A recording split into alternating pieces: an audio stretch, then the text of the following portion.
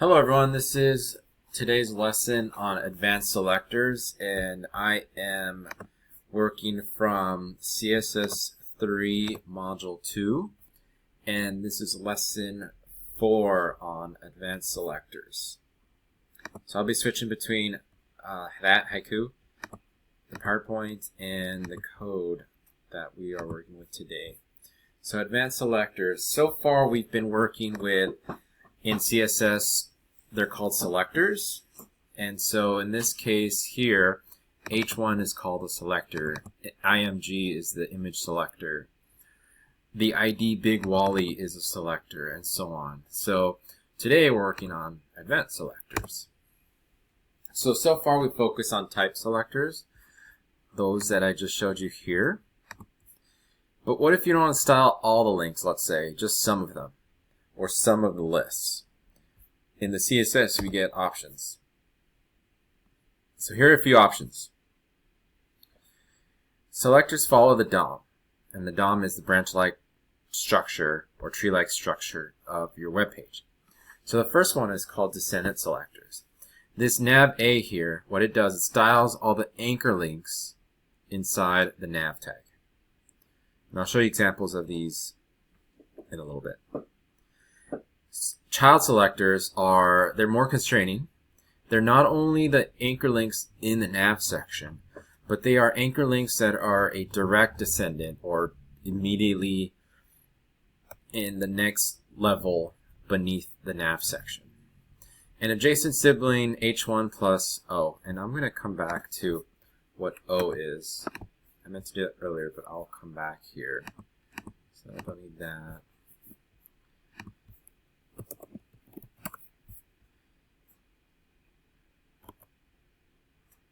So I'll come back to that. Elements must be at the same level or follow each other for adjacent sibling. So let's do that here. So in this web page, let me run it so you see what it looks like to begin with. So what I've done is I created these 4 links here. All right. So back to the code, you'll notice that the 4 links are listed here. 1, 2, 3, 4. 3 of them are contained in this nav section, and then 1 is not in the nav section, but in the actually, let's do this. Let's add a div section, so that creates another level after the nav section. Tab these over, and then close the div. So these 3 A links are in a div and also in a nav. This A is outside of all of them. Alright, and if I refresh, you'll see that there is no visual change. All I did is I put these 3 links in a div. Anyways, if I were to go up to my CSS, and I already have the A selector here, but if I wanted to, let's say, work with the text decoration, and what text decoration none does, it deletes or it takes away the underline on these links here. Alright, so I'm going to put them back in, and the way I'm going to put them back in is I'm going to use this shortcut here. It's called comment out and comment in. If I click here and press Control K, it will comment out this line here. And by commenting out,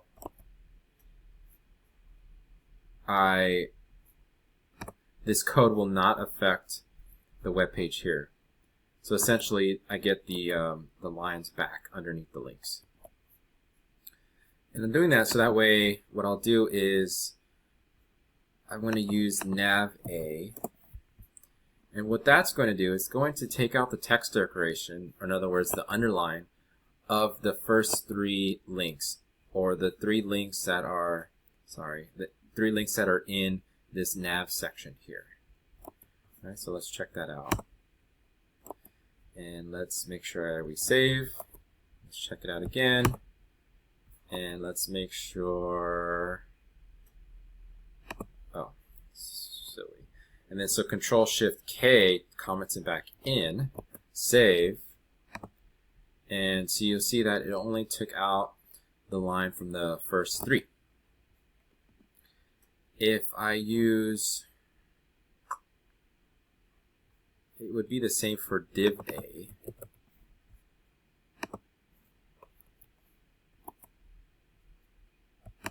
It would be the same thing.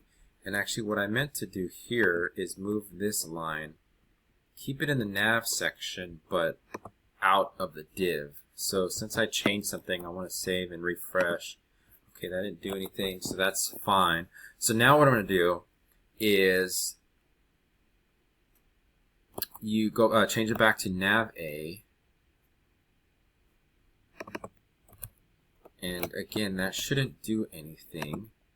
Okay, so what it did is it took out the A. Oh, that's right, because I put it back in the nav section. So all the A's are in the nav section, and the reason I did that is to show you the child descendant, which is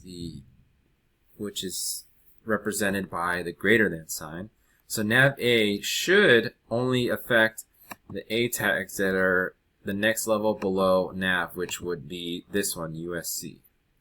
Or essentially, what's going to happen is the first three lines should reappear, so that they are there. All right. So let's go back to the presentation. So the ID selector is used to identify one or a single element in the DOM. And it's unique, so you can only use it once. It used to, before header and footer, before those tags came out, they used div tags and they would ID header and ID footer to style them differently. But now in HTML5 we have the header and footer tags, so you're not going to see that as much.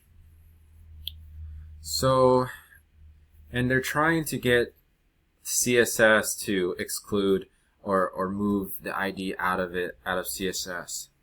So not sure why that is, but might be because it's two. Since you're only affecting one element, it might not be worth your time. But anyways, let's do this. Let's give this one an ID, SDSU. I'm going to ID it SDSU. Oops. And then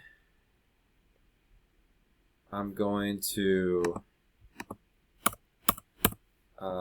ID SDSU, and I used caps there, so I did H again. I did caps there, so I need to do it here.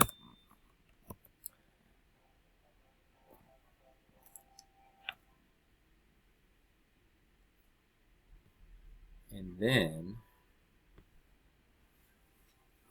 I'm trying to think of something. So let's go with font size, or let's go with font family Arial. Tab this over, save. And so what that's going to do, it's going to change the text here and only for SDSU to font family Arial. Alright, and then you see it there. Okay. For classes, instead of the pound symbol, ID it's the pound symbol. For classes, it's the period. So you use this to style multiple elements in the DOM.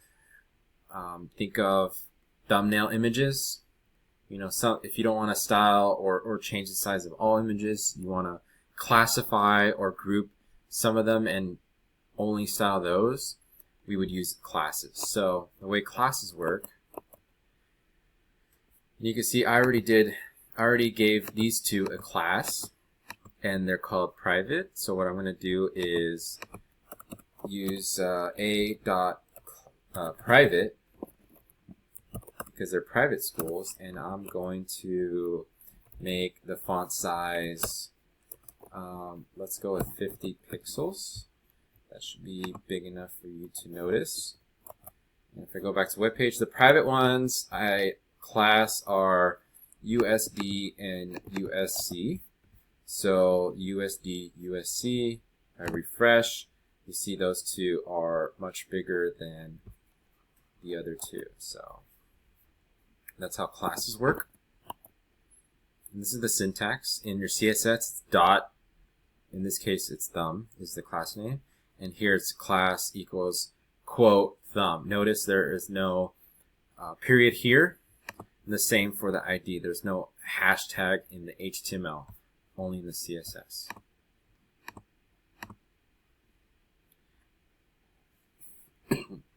Remember, the syntax for classes is the period, and for IDs, it's the pound symbol or hashtag. Classes can be used multiple times, but IDs should be unique. If you do end up using it more than once, what's going to happen, it's going to take the ID for the latest or the most recent ID you used.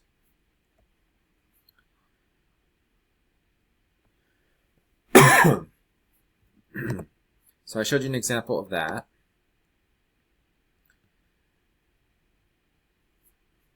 I showed you so P main would be a paragraph, but with the class main. So what you might do is you might style the first paragraph of each page of your website.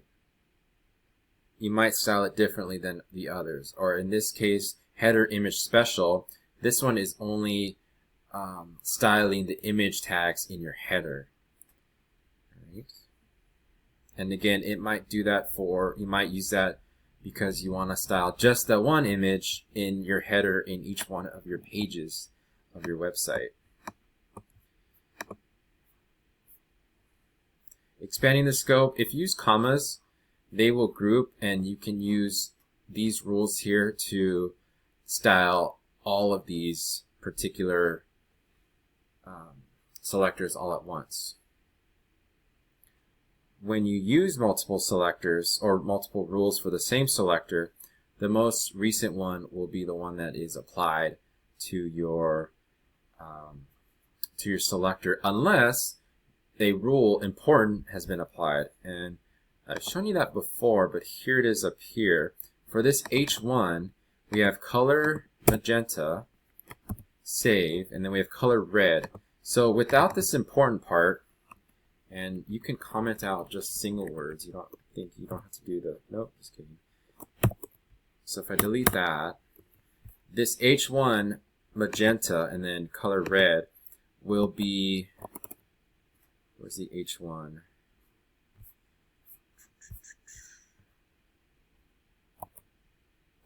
Oh, I didn't refresh.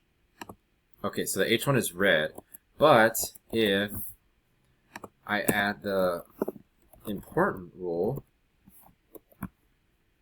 then it'll apply the magenta color. Sorry, back to this page here. Okay, even though it comes before the red one.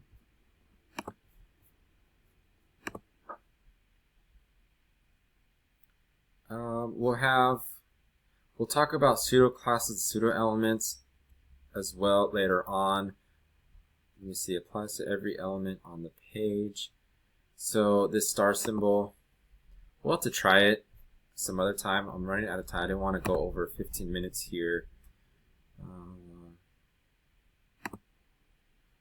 Okay, yeah, so I'll stop here. So this one, these three operators, you want to use these if you have so much HTML you really can't find all of them. So what you do is for this little caret symbol, what it's going to do, it's going to find all the A links that are exactly what's here. So the href is exactly this, and you use that to style all the A tags that look like this or that match this.